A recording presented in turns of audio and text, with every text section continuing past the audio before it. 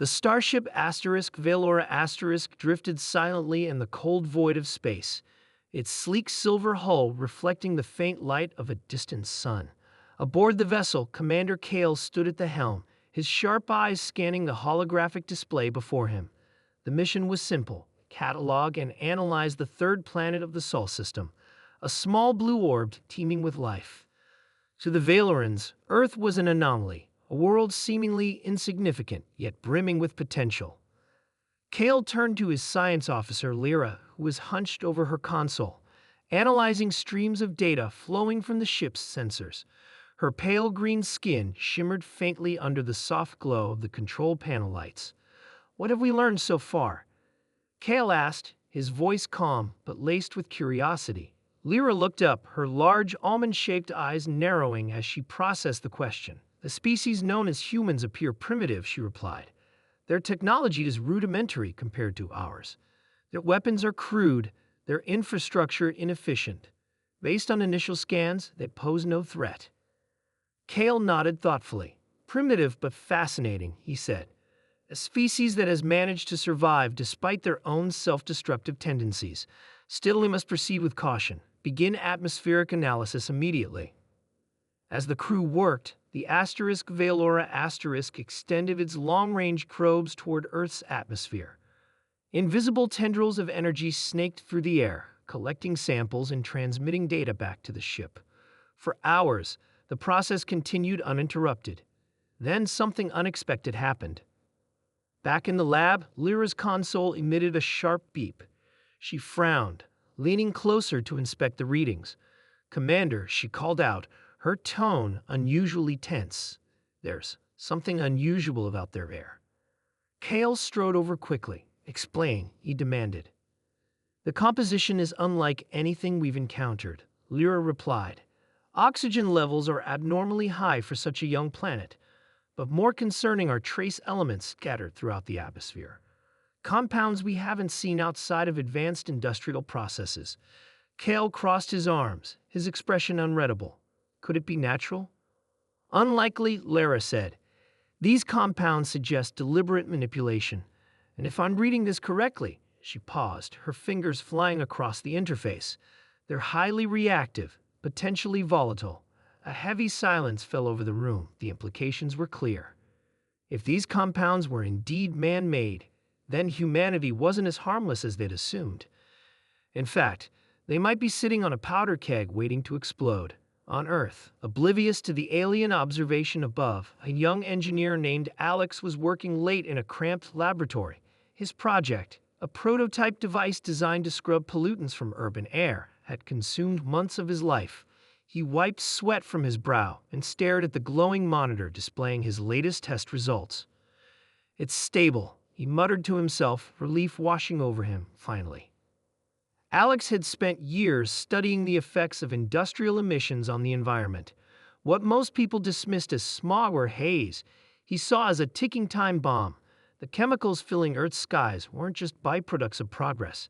They were dangerous cocktails capable of catastrophic reactions. His invention aimed to neutralize those threats, one city at a time. But Alex couldn't shake the feeling that there was more to the story, something bigger lurking beneath the surface. He glanced at the clock. It was nearly midnight, but decided to run one last simulation before calling it a night. Meanwhile, aboard the Valora, Kale convened an emergency meeting with his senior staff. The atmosphere crackled with tension as each member voiced their concerns. "We underestimated them," Lyra admitted. "Humans may not possess interstellar travel or advanced weaponry, but their ability to alter their environment is unparalleled. These atmospheric compounds could be used as weapons, powerful ones." Another officer, Rin, chimed in. "If they weaponize their air, it could devastate entire civilizations. Imagine releasing a toxic cloud capable of wiping out millions. We can't ignore the risk." Kale listened intently, weighing their arguments. Finally, he spoke.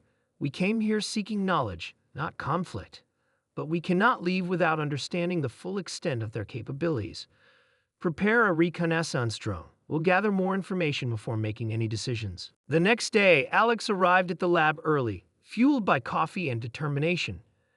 As he reviewed the previous night's simulations, a strange sensation prickled at the back of his neck. It felt like being watched. Shaking off the unease, he focused on his work. Hours later, while testing his device outdoors, Alex noticed something odd, a faint shimmer in the sky, almost imperceptible against the clouds.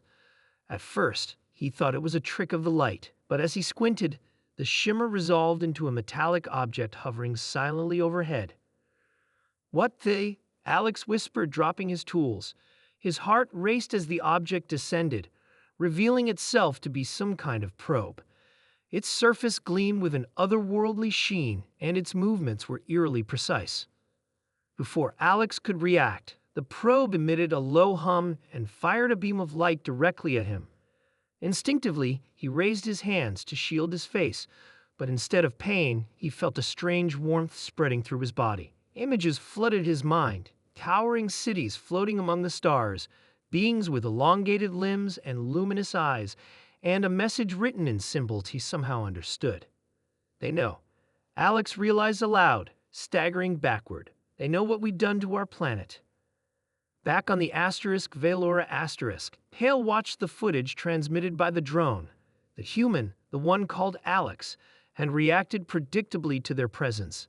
Fear, confusion, then comprehension. What intrigued Hale most was the device Alex carried. Its purpose seemed benign, even noble, yet it hinted at a deeper truth. Humanity was aware of the dangers they faced and sought solutions. "Perhaps we misjudged them," Hale mused aloud. "They may lack sophistication, but they possess ingenuity, and perhaps hope." Lyra nodded slowly. "If their intentions are genuine, maybe we should offer assistance rather than intervention. Humanity's survival could benefit us all." Hale considered this. "Prepare a communication array. Let's reach out, not as conquerors, but as allies."